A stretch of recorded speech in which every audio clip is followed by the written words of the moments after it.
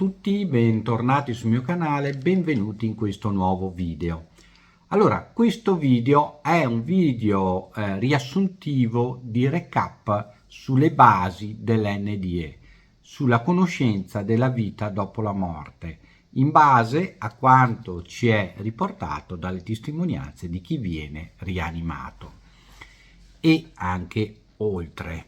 Quindi, siccome molti scrivono in continuazione perché magari capitano su qualche video appunto nella playlist NDE, ma sono novizi, non sanno di cosa si tratti, cosa comporta, quali sono, quindi chiedono, fanno sempre quelle domande basiche, allora ho deciso di fare questo video di recap, come si dice in termini moderni, ma di riassunto di quelle che sono le basi fondamentali per conoscere le NDE.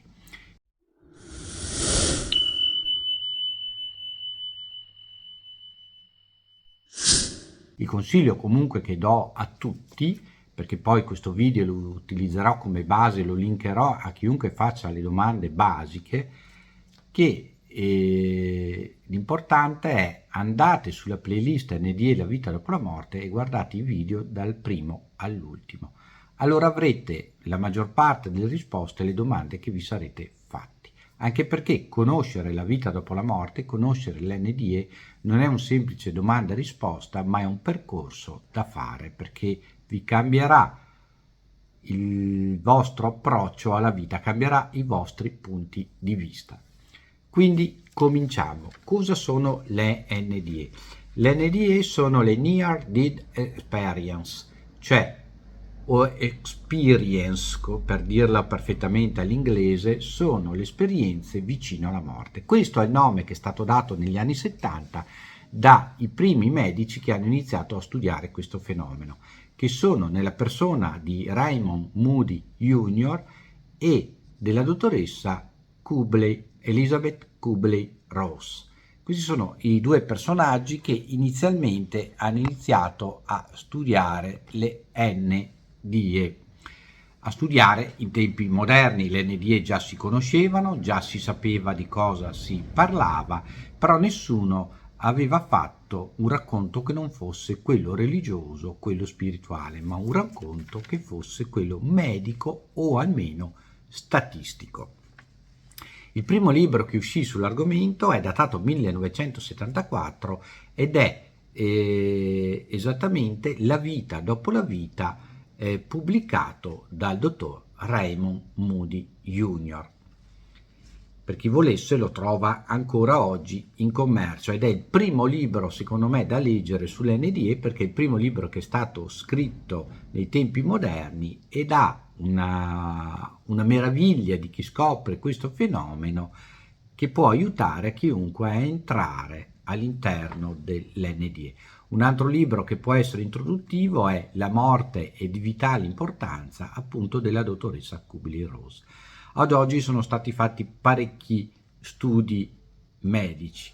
Tra gli studi più importanti il progetto AWARE, ossia AWARE,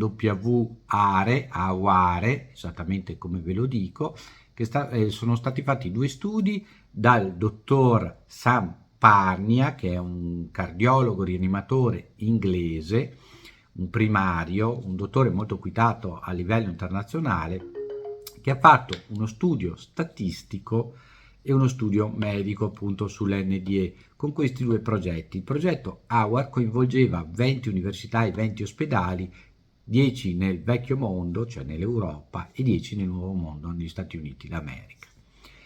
Hanno portato alcuni risultati e alcune evidenze che confermerebbero l'OBE, e quindi la prima fase dell'NDE, quella più dal punto di vista scientifico più probabile, perché ovviamente non si può dire a una persona morente, un stato di morte, portati via il cellulare e farmi un video, una ripresa di quello che succede nell'aldilà, anche perché il fisico rimane qua. Quella che si scollega dal corpo è la parte spirituale, la parte cosciente. Tanto è vero che uno studio fatto da un altro medico che è sempre cardiologo e rianimatore, Pim van Lommel, col suo staff, un medico olandese, è ha dimostrato che nello stato di morte clinica e di morte fisica, quindi cuore fermo, cervello spento, elettrocardiogramma ed elettroencefalogramma piatti, in questa fase le persone hanno avuto delle esperienze, tra cui la OBE, quindi la visione fuori dal corpo di quello che succedeva nelle immediate e anche non nelle immediate vicinanze del proprio corpo fisico. Quindi hanno chiesto alla comunità internazionale di rivedere il posizionamento della coscienza. La coscienza non è nel cervello, ma il cervello è una ricevente dello stato di coscienza. Quindi la coscienza non si sa al momento dove sia per quello che riguardano gli studi del dottor Pim Van Lommel.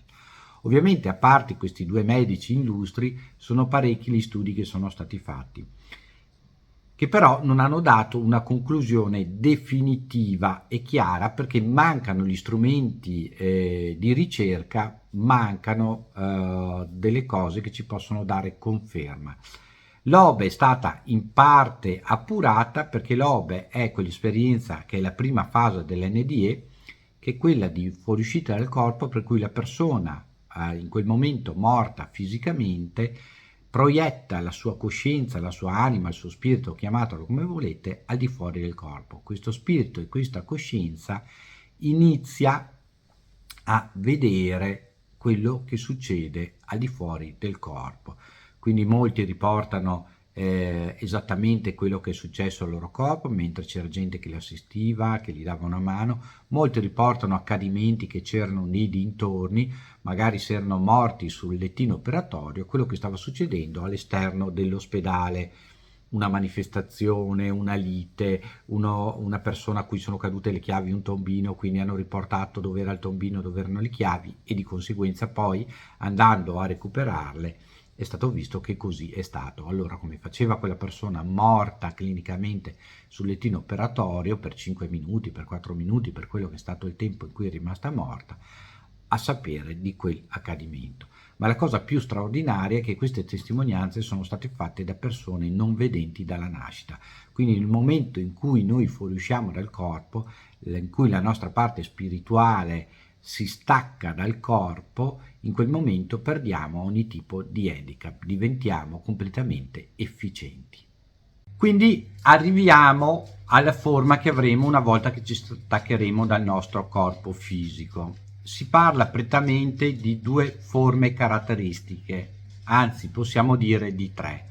La forma più diffusa dalle testimonianze, quindi statisticamente più accettata, è quella del corpo sottile, cioè la nostra forma sarà identica a quella del nostro corpo fisico, però sottile, cioè diafana e sottile, non avrà questa tridimensionalità, perché appunto sarà un corpo spirituale.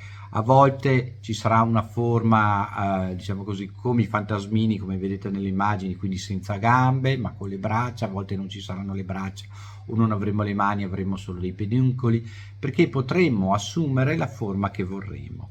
Un'altra forma molto riportata da chi ha avuto l'NDE è quella globosferica, quindi a forma di sfera di energia o una forma di sfera fumosa luminosa, quindi un'energia di consistenza fumosa o un'energia di consistenza sferica quasi solida. Queste sono le tre forme che sono state testimonianze, riportate come testimonianze. Il motore che ci aiuterà a muoverci, a fare le cose, sarà la coscienza, cioè il pensiero cosciente. Basterà che noi penseremo di voler essere in un posto o di voler vedere una persona e lì ci troveremo.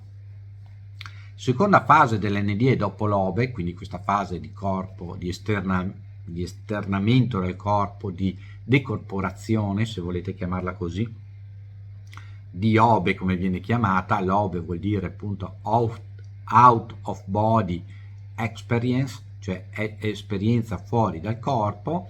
Scusate per la mia pronuncia pessima in inglese. E experience, per dirla allora bene, out of body experience, e questo è la prima fase. Non è detto però che si abbiano tutte le fasi, si possono avere 2 o più fasi dell'NDE, ma a volte si saltano delle fasi. Dopo l'OBE c'è il passaggio attraverso il tunnel. La maggior parte delle testimonianze sono di questo passaggio attraverso un tunnel che li porta poi in un posto immerso da una luce meravigliosa, non accecante, calda, ad accogliente, piena di amore, oppure li porta in un posto magnifico con fiori, prati coloratissimi, ambienti meravigliosi.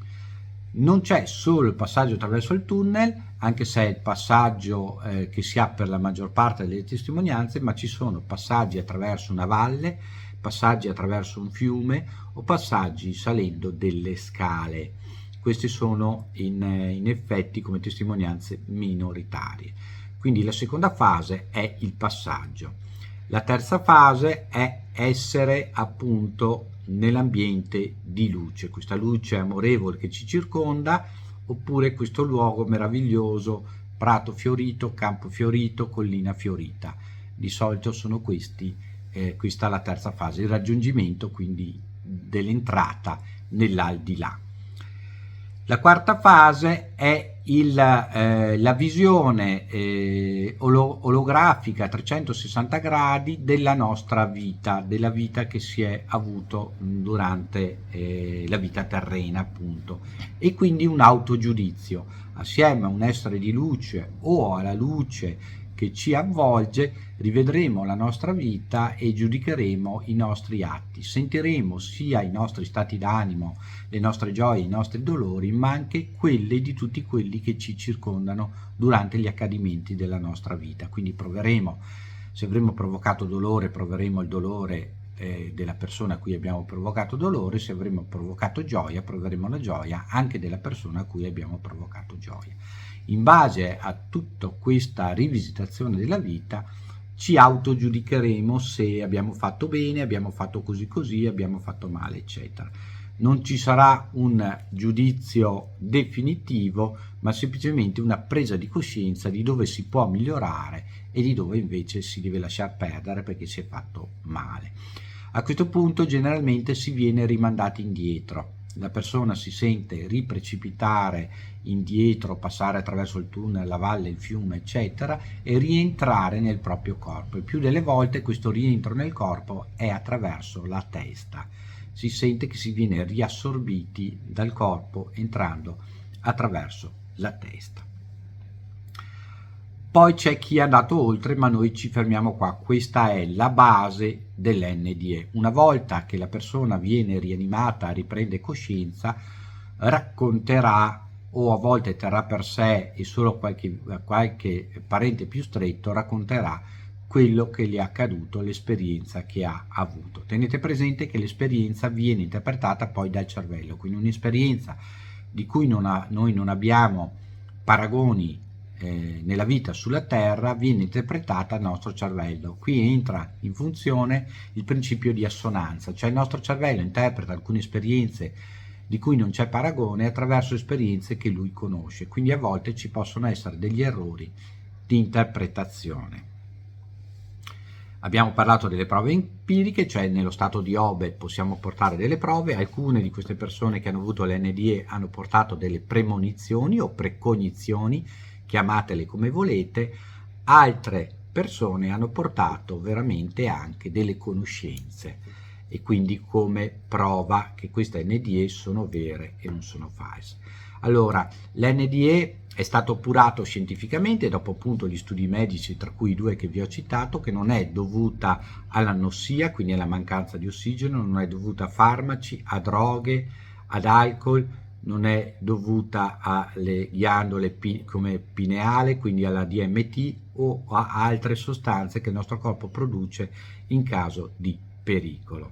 Queste cose sono già state tutte escluse, anche perché uno che non vede, che poi vede determinate cose e le riporta, ma fisicamente rimane non vedente, non può aver avuto un'allucinazione. Quando si portano delle prove che questa matita è caduta in un tombino e io morto sul lettino operatorio ti dico che è caduto in quel tombino là e andiamo a vedere, apriamo il tombino e troviamo la matita, non è un'allucinazione, non è possibile che sia un'allucinazione. Quindi tutte queste cose sono già state scartate. Ovviamente mancano ancora alcune cose da appurare e da chiarire. Cosa mangeremo, come vestiremo non è importante, perché noi potremo attraverso il pensiero cosciente prendere la forma che più ci aggrada e ci avvicineremo alle altre persone, alle altre anime, agli altri spiriti, chiamateli come volete, attraverso l'immagine che loro preferiranno vedere. Quindi se noi abbiamo un NDE e incontriamo il nostro papà piuttosto che il nostro nonno, ci potrà apparire anziano o giovanissimo a secondo di come a noi farà più piacere e di come noi ci spaventerà meno nell'approccio. Quindi avremo forme e dimensioni diverse. Non ci sarà l'esigenza di mangiare, ma potremmo costruirci un cibo, cioè pensare un cibo che ci piace, quindi sentirne anche il sapore e mangiarlo.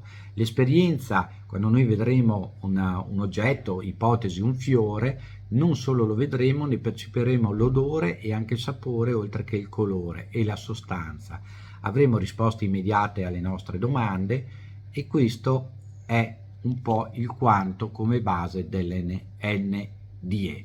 Non proveremo rancore, non ci interesserà niente della rabbia, eccetera, eccetera, eccetera. Quindi lasciate da parte ogni principio e preconcetto umano. Il modo di vivere nel mondo spirituale sarà completamente diverso da quello che noi proviamo nella vita attuale. Non c'è la reincarnazione ci sarà solo in casi speciali e particolari. Tutti quelli che ci hanno portato testimonianza ci dicono esattamente questo, quindi non è una reincarnazione per tutti, ma una reincarnazione particolare. Gli studi sulle reincarnazioni difatti hanno riportato sempre bassi numeri di partecipazione. Una prova empirica che potete fare è chiedere a tutti quelli che conoscete se hanno un ricordo della vita precedente. Se ce l'avrà 1 su 100 si conferma questa teoria, se ce l'avrà 1 su 10 si conferma sempre questa teoria, cioè solo una piccola percentuale si reincarnerà per una serie di motivi che adesso non vi sto qua ad elencare, perché proprio questo è un riassunto della base.